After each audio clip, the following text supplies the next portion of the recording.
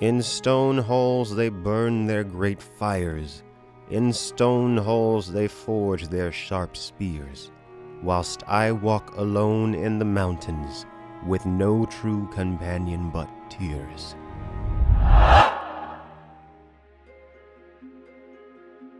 Giants exist among the oldest of races in Westeros, but evidence of them can be found throughout the world of ice and fire. Jogwyn is the Dothraki name for the stone giants of legend. In northern Essos, these great beasts were said to be twice the size of the giants of Westeros.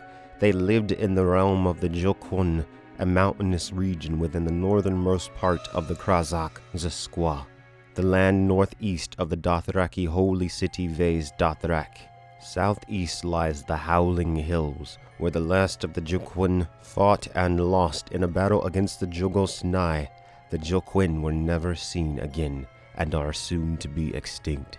In caves beneath the hills of Norvos, just southeast of Bravos, the bones of giants who once lived there can be found. Northwest of the city Norvos exists a vast cave system, which is considered to be one of the natural wonders by Lummus Longstrider, the famous scribe and traveler. And according to legend, it is the entrance to the underworld. In the Velvet Hills just northeast of Pentos, there is a deep lake and circles of standing stones said to have been raised by the giants. And lastly, on the island of Ib, the largest of the Ibn Island nation, giants were said to once roam, though they have not been seen for many eons. Here, there are also mammoths that roam in the great hills, and some say that even unicorns, which have long since gone extinct in Westeros, can be found in the higher mountains here. Although humanoid, the giants of Westeros are described as far more than simply large men. Giants are covered by a shaggy pelt of fur that grows thicker below their waist. As they age, their fur becomes gray and streaked with white. Their heads are thrust forward from their shoulder blades. They have squashed-in faces with square teeth and tiny eyes amidst folds of horny flesh.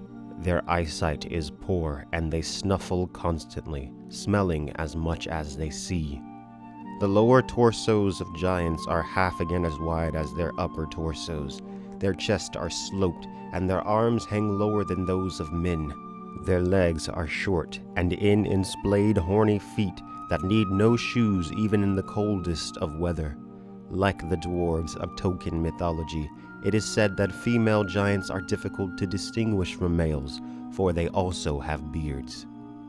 Little is known of the culture of the giants. They are shy creatures, though they are hostile towards men.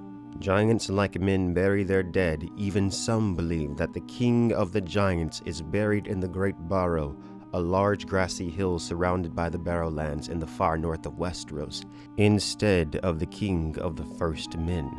Though some legends that men have about giants paint them as bloodthirsty monsters, one who possesses the strength of 12 men is shy and passive, and would only attack if provoked.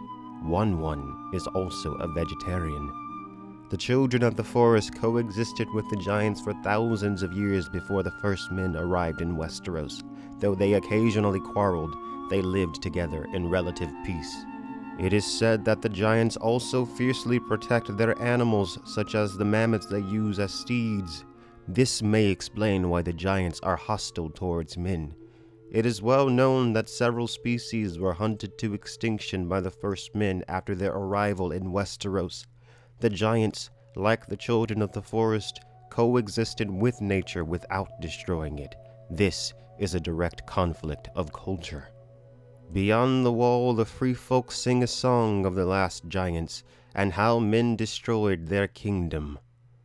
I am the last of the giants. My people are gone from the earth, the last of the great mountain giants, who ruled all the world at my birth.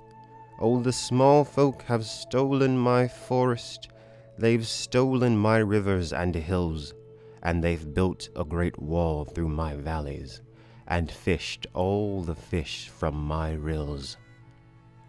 Mankind's inability to coexist with nature is a repetitive theme throughout A Song of Ice and Fire.